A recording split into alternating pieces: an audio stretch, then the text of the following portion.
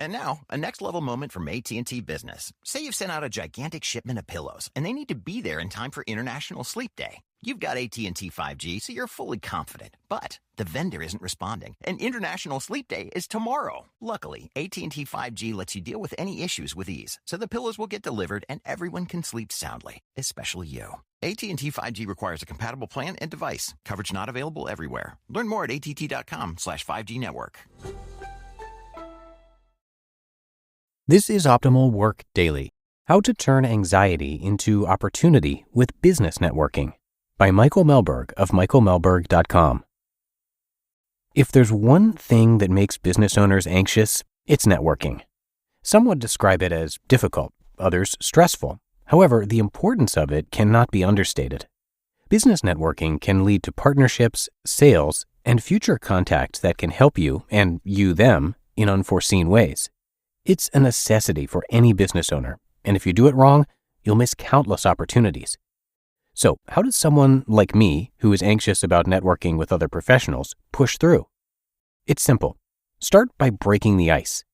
Typically, business networking happens at events where everyone has a shared interest. For example, a conference, vendor exposition, or networking event for small business professionals. Knowing you all have shared interests is a great way to break the ice with people who would otherwise be considered complete strangers. Breaking the ice with someone is the first necessary step to get a conversation going.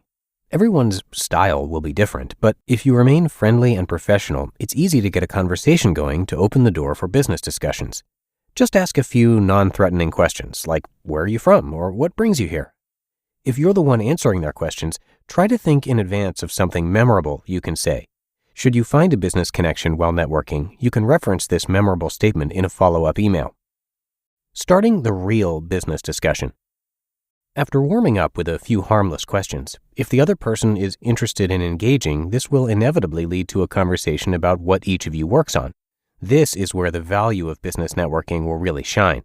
Start the real business conversation with a handshake and an introduction. Don't forget to ask their name. While it might seem counterintuitive, focus on how you can help them. By doing so, you'll pique their interest, leave a good impression, and make them want to follow up. Usually, if you can help your newly met business acquaintance, there's business to be had and money to be made. A few additional tips. First, bring plenty of business cards, and don't be stingy about giving them out. Second, have an elevator pitch memorized and be sure you can recite it naturally.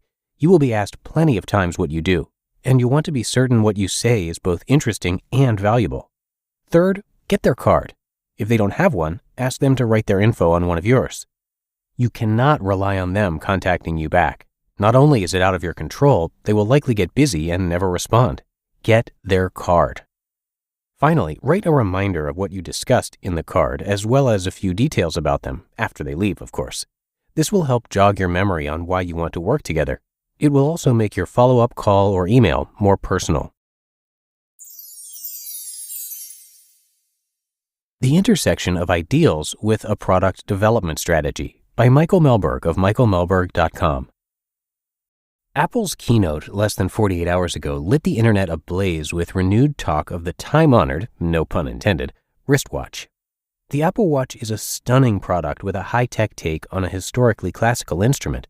It looks to have been designed with astrology, horology, and watchmaking front and center. The keynote showcased feature upon feature, advertising dozens of ways it would simplify life and deepen interpersonal connections. Through the lights and magic, however, Apple could not, perhaps did not, hide their pride. Pride in the most intense focus on the intersection of design and craftsmanship in any product to date. What is product design? Internally, the Apple Watch hardware design is extraordinarily thoughtful. Externally, its craftsmanship is gorgeous. The software stack that interacts with this hardware is no less remarkable, allowing nearly infinite possibilities through an ecosystem of custom applications. Design for Apple has always been front and center, yet it has never shone better than with this new device.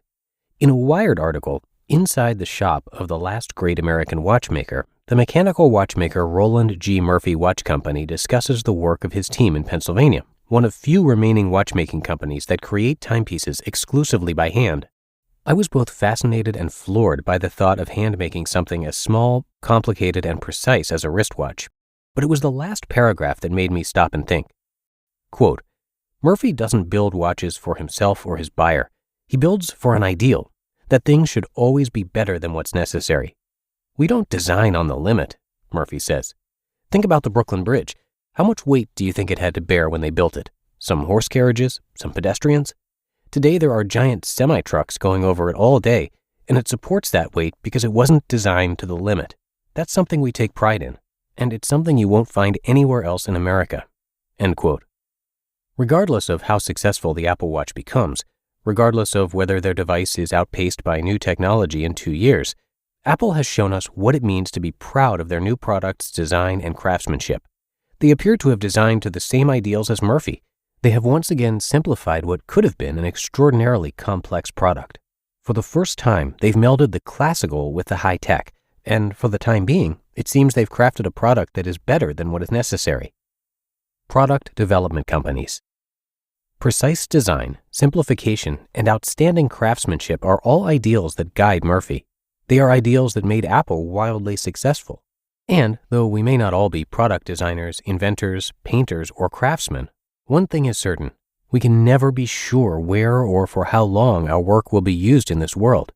Keeping these shared ideals in mind while developing our products could be just the touch of genius that makes a difference. You just listened to the posts titled "How to Turn Anxiety into Opportunity with Business Networking" and "The Intersection of Ideals with a Product Development Strategy," both by Michael Mehlberg of michaelmehlberg.com. This episode is brought to you by LifeLock. When you visit the doctor, you probably hand over your insurance, your ID, and contact details. It's just one of the many places that has your personal info. And if any of them accidentally expose it, you could be at risk for identity theft. LifeLock monitors millions of data points a second. If you become a victim, they'll fix it, guaranteed, or your money back. Save up to 40% your first year at lifelock.com/podcast. Terms apply.